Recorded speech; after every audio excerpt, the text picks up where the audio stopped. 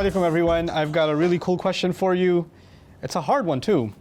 Recently I joined Usra and I frequented it since. My family thinks this is a form of fanaticism and decides against it.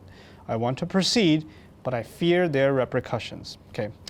I want to start with personal experience here in learning Islam. When I first became curious about Islam, I was about 18, 19 years old. And when I did this, I was in New York City. And in New York City, you had, at the time, over 150 different masjids. And every masjid had a different kind of Islam. They had different groups, different schools of thought, different kinds of shaykh, different kinds of halaqas. And I didn't know which one which is the real one, you know? So I decided to experiment. So I would spend a few months with one group, learn everything from them, become one of them, and then go to another group and become one of them, and go to another group and become one of them. And I experimented with every flavor I could find, one to the other to the other. And one interesting thing I found is that one of those groups would say, we have, the ummah will be divided into 73 sects, and 73 groups, and 72 of them are going to burn in hell, and one of them is saved. Congratulations, you have just joined number 73.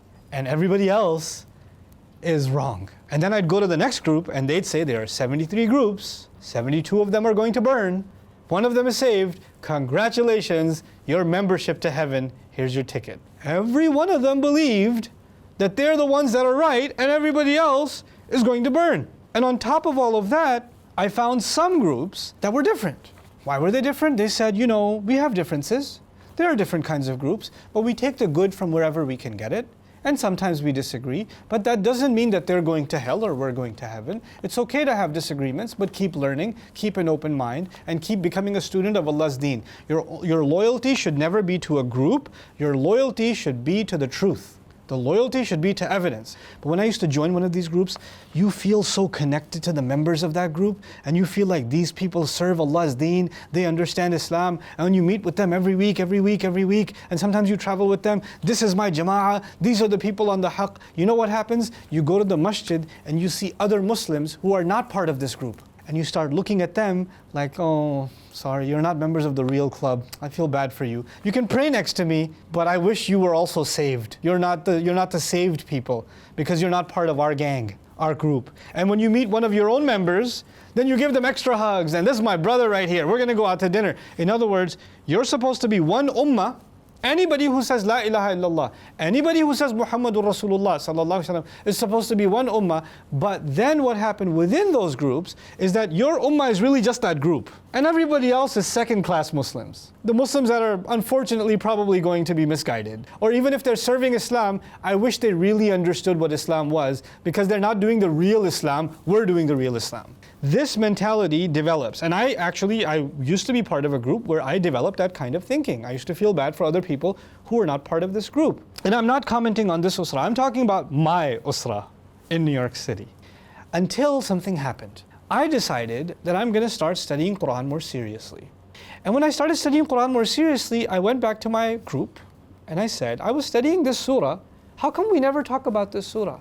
We only talk about these ayat and these ayat and these. They selected some ayat and they made a curriculum and they only focus on those ayat. And I said, well, the other ayat are from Allah too. And they say, yeah, but they're not the real mission. The real mission is these ayat. Focus on this. Those are not, I said, wait, so some parts of Quran are more important than other parts of Quran? Is that what you're saying? Because they don't fit in your curriculum? And they start getting angry at me. No, you're being a munafiq. You're questioning the leadership. You're questioning your amir. You're questioning the group.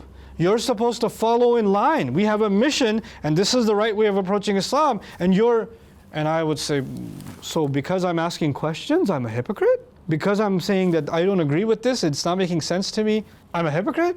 And here's my other question. You took one ayah from over here, one ayah from over here, one ayah from this surah, one ayah from that surah, one hadith from here, one hadith from here, and you put them all together and you made your philosophy. My problem is, this ayah belonged to this surah, and that ayah belonged to that surah. The thing is, if I'm giving a speech right now, here's a really cool experiment.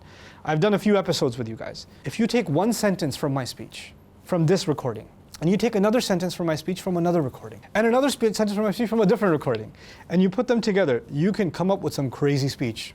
You can come up with some crazy conclusions because you're pulling things out of their context and you're piling them together to make me think this is what Ustad Nouman is saying. Well, no, because you pulled them out of their original place and you're stringing them together. You know, in research, in study, first you look at the evidence, then you reach the conclusion.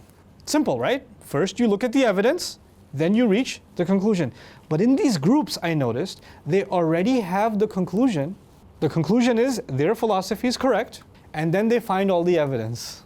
So usually you're supposed to look at the evidence and reach the conclusion, but now we already have the conclusion, and here's my dalil for my conclusion. And any other ayah that contradicts my conclusion, no. Any other hadith that disagrees with, no. We can't have that, no. You're misunderstanding.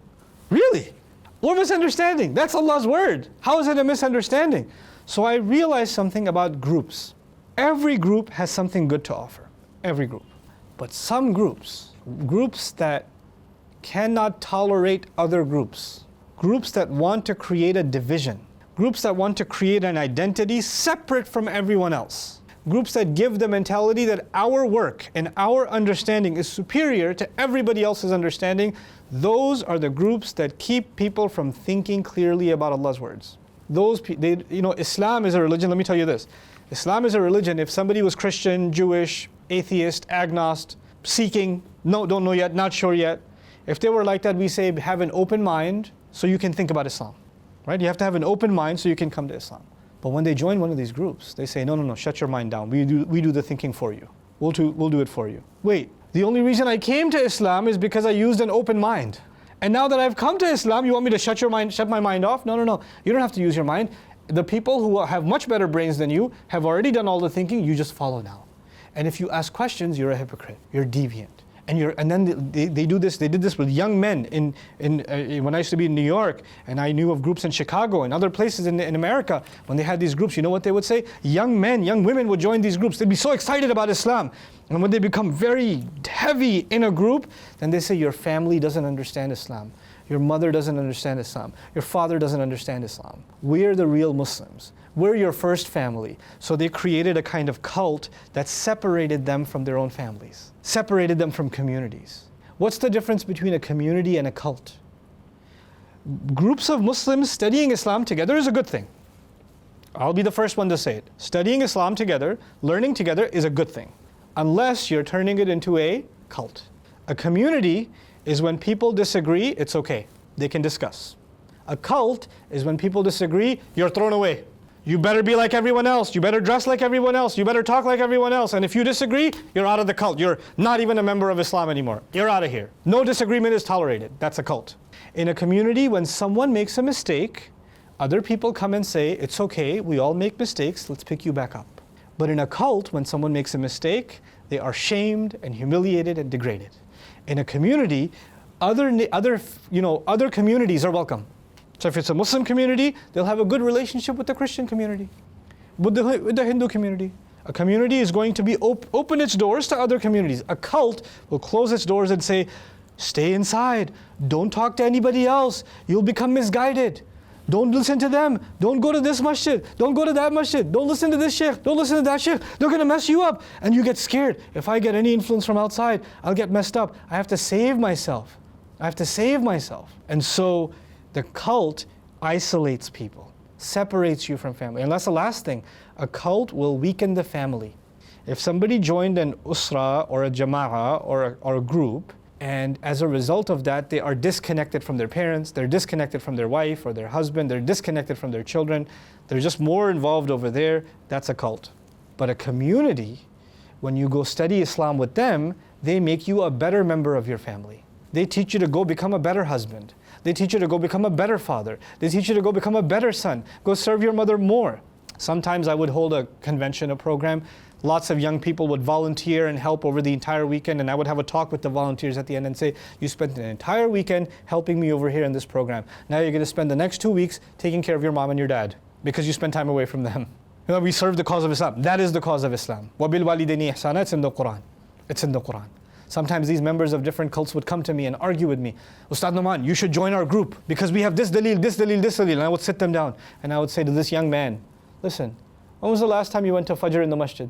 You don't remember? Okay? When you can do that 30 days in a row, I'll come join your group.